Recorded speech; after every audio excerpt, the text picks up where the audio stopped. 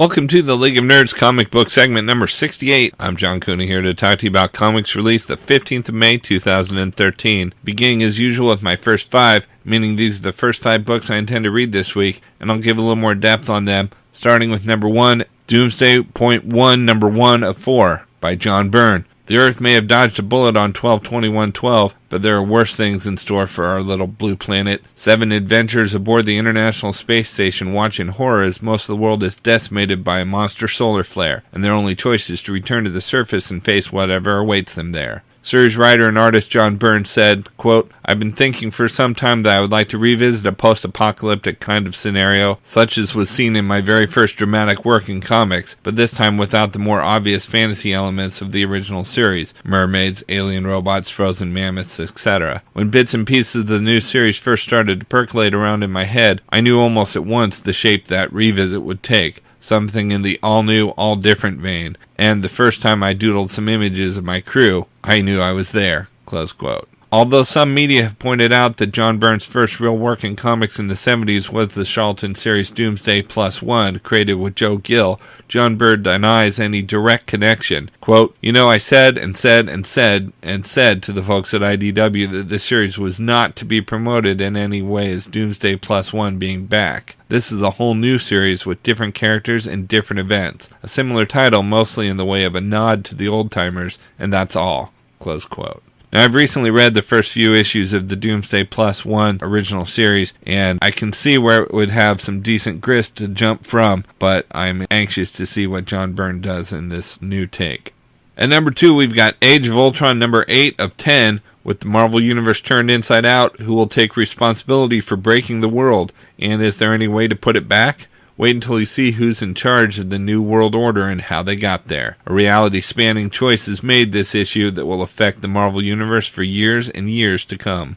Writer Brian Michael Bendis says of the series, quote, "In any event you do, there are things that people are very critical of. They're very worried about what's going to happen, particularly when things are shifting so fast and is hitting the fan so hard. There's a lot of worry, and a lot of is my favorite character going to make it, or all of these things. I know that it can be stressful and tense for some readers, particularly when we're opening with half the characters already dead. So I do want to thank everybody who's decided to follow this series. A lot of people were all in right away, so that's very cool. And I just want to thank everybody for supporting the book." Close quote. As for the conclusion of the book, he says, quote, "That ending that you've heard a little taste of with the announcement that Angela will be joining the Marvel Universe, that's just one little end of the other endings that are coming. There's a lot coming out of Age of Ultron. You'll see a lot of fun stuff for a lot of characters, no matter what books you read." Close quote.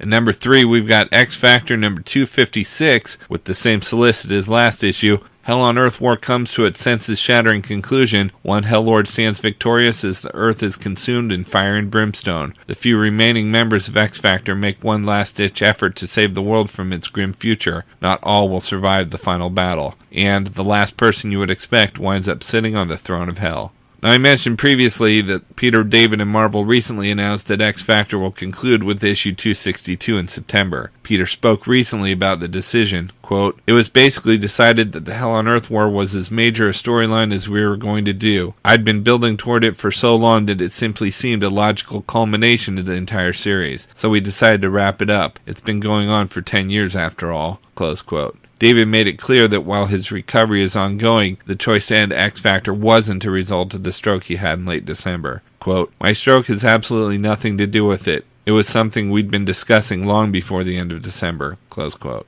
David discussed the focus of the final issues. Quote, "It's a series of small stories focusing on the individual characters and the crises going on in their lives. Each issue focuses on one or two of them at a time." Close quote. He mentioned a couple of characters specifically. Quote, "I've been teasing the Longshot Shatterstar connection for a while, and it seems time to wrap that up. And I want to leave all the characters in good places. They deserve that." Close quote. Series editor Jordan D. White praised David's long work with these characters. Quote, "Peter's really worked wonders with this book. He's made a little piece of the X-Universe all his own. From the beginnings as a noir detective story to the more recent supernatural bent, the book has always felt distinct and unique. He's breathed new life into characters that had been, in some cases, abandoned or forgotten, or even a few who never really felt quite real to me until Peter got his hands on them." Close quote.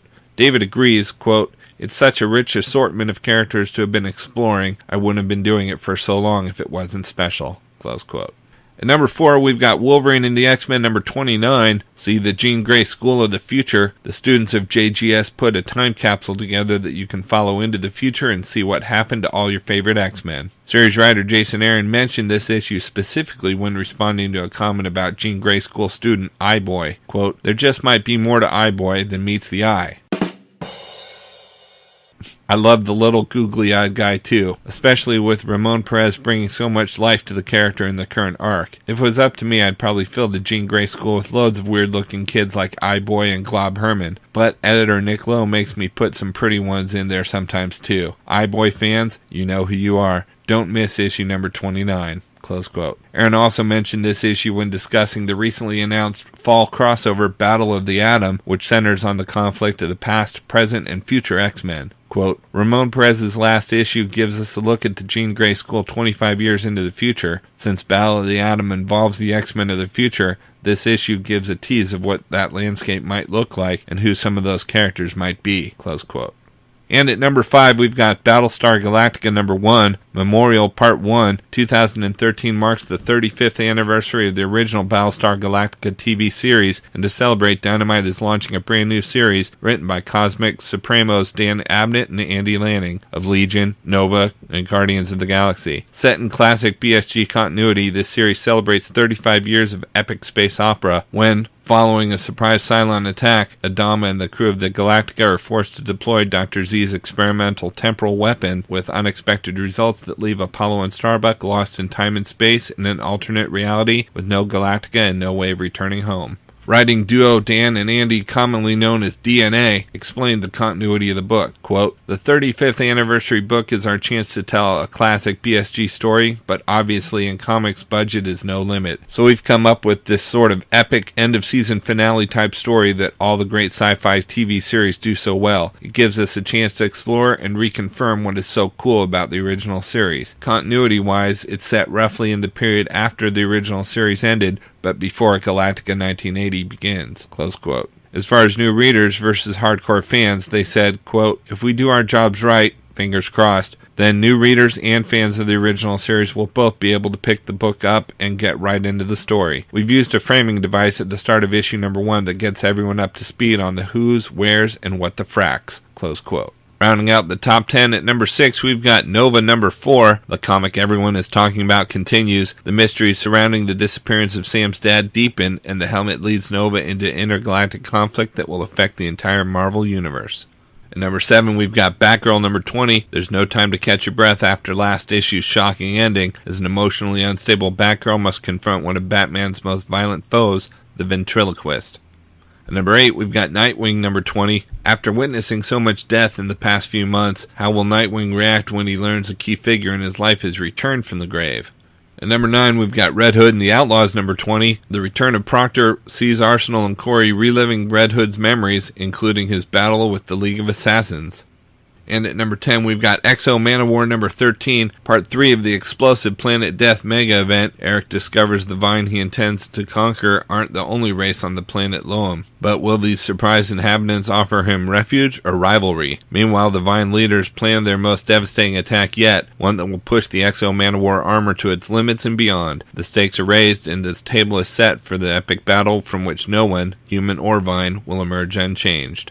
For the best of the rest this week from DC, we've got Birds of Prey number 20, The Traitor Revealed, who will aid Mr. Freeze as he continues his onslaught against the Court of Owls, and how can the birds hope to stop him? We've also got Catwoman number 20. Membership in the Justice League of America is going to cost Catwoman the rest of her 9 lives as Selina comes to grips with the deadly reality of her current imprisonment. We've also got He-Man and the Masters of the Universe number 2. In the second issue of the new ongoing series, Hordak's forces have invaded Eternia, and Despera's identity is revealed. But what is her relationship to He-Man, and will he be able to stop her from killing everyone he loves? We've also got Justice League of America's Vibe number 4. Why is Vibe battling Batman? Our hero is in way over his head when he's forced to turn against Argus. Next, we've got Supergirl number 20. Supergirl is dead. Long live Supergirl. Or so it seems, as the strange connection between the Karas has Power Girl becoming Supergirl again. And we've got Wonder Woman number 20. Wonder Woman was certain there was one person in her life she could trust, but she thought wrong. From Marvel this week, we've got Avengers The Enemy Within #1, the opening salvo of the hotly anticipated Avengers Captain Marvel 4-part event. Can't keep a good captain down. Vicious echoes of the Avengers past are coming up all over Manhattan, and a grounded Captain Marvel refuses to be left behind. Who is the sinister figure behind these incursions, and what does it have to do with Carol Danvers' mysterious condition? But is this villain real, or just a figment of Captain Marvel's increasingly deadly imagination? Next, we've got Cable and X-Force #8. Cable and his team go into space, facing down an armada. Will this put them face-to-face with the Uncanny Avengers, who are still in hot pursuit? We've also got FF #7, Field Trip into the Heart of the Negative Zone. Scott Lang has already lost a daughter. Watch what happens when he puts it all on the line to save Bentley 23. The shocking reveal of the villain pulling the strings and pitting family against family, and a rescue mission unlike anything you've ever seen. FF versus FF. Next, we've got Gambit #12. Gambit may be in over his head. Joelle, the woman he's fighting to save, the one he may be falling for, is on the brink of death. But could the secret she's been keeping be the key to her survival? Meanwhile, Gambit's former flame and current Uncanny Avenger Rogue must decide whether she'll help him save Joelle or bring him in. And the villainous Tombstone? Well, he's willing to cut down any and all of them to get what he wants. We've also got Iron Man #10. Many years ago, Howard and Maria Stark had a baby. There's something you don't know. Learn the truth about Las Vegas and Area 51 as two great myths of Nevada collide. Meanwhile, in a distant galaxy, Tony Stark screams. The story that will shake Iron Man to his very core starts here. We've also got Thunderbolts #9. Deadpool is not happy. It's no laughing matter. And we've got Ultimate Comics Spider-Man #23. Spider-Man No More. Will tragedy force Miles to quit? Bombshell is back, an all-new Cloak and Dagger. From Dynamite Entertainment, we've got Bionic Man vs. the Bionic Woman #5 of 5. Fighting side by side, Steve Austin and Jamie Summers race to stop the unstable trench from detonating in the heart of OSI headquarters. Can they work together long enough to save the day? Next, we've got Kevin Smith's The Bionic Man #20. As events in Labu spiral out of control, the Bionic Man is pushed to the limits to put an end to a madman's deadly schemes. With Washington, D.C. in the crosshairs, Steve will learn that no victory comes without some price, and nothing is clean in this business. Find out what happens as Desert Death Trap reaches its exciting conclusion. And we've got Mark Waid's The Green Hornet #2. Britt Reed has always been a hero to the people, whether in his civilian identity as a newspaper publisher or as his costume alter ego. But in one terrible moment, the Green Hornet turns on the city that he's sworn to protect, becoming their worst enemy. From Image Comics, we've got Fatale #14, the final standalone Fatale flashback issue. World War II, Nazi cultists and monsters are after Jo as she searches for answers and comes face to face with Mr. Bishop for the first time. And remember, each issue of Fatale contains extra content, articles, and artwork that are not available anywhere but the printed single issues. And we've got Think Tank #7. Dr. David Lauren's work on the 36-barrel, 600 rounds per minute metal storm led to an epiphany that he no longer wanted to create inventions of destruction for the military. But David has lived a sheltered life behind the barricades of a government-contracted think tank and has never directly been forced to come face-to-face with the deadly consequences of his actions, until now. And from Valiant Entertainment, we've got Bloodshot #11. Harbinger War's Bloodshot continues here. Everyone says that they want what's best for the children, but Bloodshot's the only one who's willing to fight for it. After a lifetime of lies, destruction, and pain, he's vowed to use his extraordinary abilities to do one simple thing: keep these kids alive, even if they're terrified of him. The war for Generation Zero, however, has been waging longer than Bloodshot realizes, and what can one soldier do when he's up against two powerful secret armies?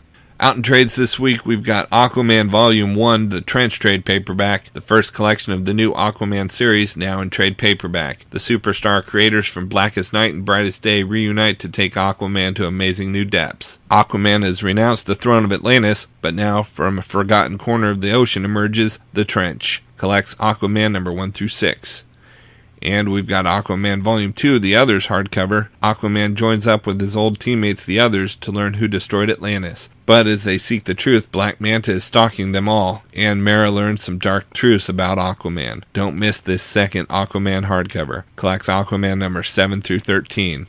And we've got Wolverine and the X-Men by Jason Aaron Volume 4 trade paperback, an AVX tie-in. The final battle begins. The Jean Grey School for Higher Learning has seen its loyalties and its faculty divided by the war between the Avengers and the X-Men. But now with the Phoenix Force corrupting Cyclops team, Wolverine's mission becomes clear. Yet, even with the fate of the Earth and itself on the line, Kitty Pryde still has the school to run, and fewer teachers than ever to staff it or protect its students. With Wolverine, Beast, Iceman, Angel, and more gone, can the skeleton crew of Kitty, Dupe, Toad, and Huss safeguard the students when one of the Phoenix Five shows up on their doorstep? Plus, a sensational solo adventure featuring startling secrets about everyone's favorite floating green glob, Dupe, collecting Wolverine and the X-Men number 14 through 18. Okay, so that's just a few of my favorite books out this week. There's still plenty of others available, and I broke out all the Marvel titles this week in their own video, as well as a separate video for all of DC, and even a video with the top independent publishers. And you can find them all on my YouTube channel at he'sgotissues.com. And we'll also have links up on theleagueofnerds.com, our Facebook page, so be sure to like us there too. And of course, you can follow everything I'm reading on Facebook, Pinterest, or Twitter. You can find links to everything at he'sgotissues.com. And a reminder that both He's Got Issues and the League of Nerds are proud members of the Comics Podcast Network. So until next week, I'm John Cooney, and I've got issues.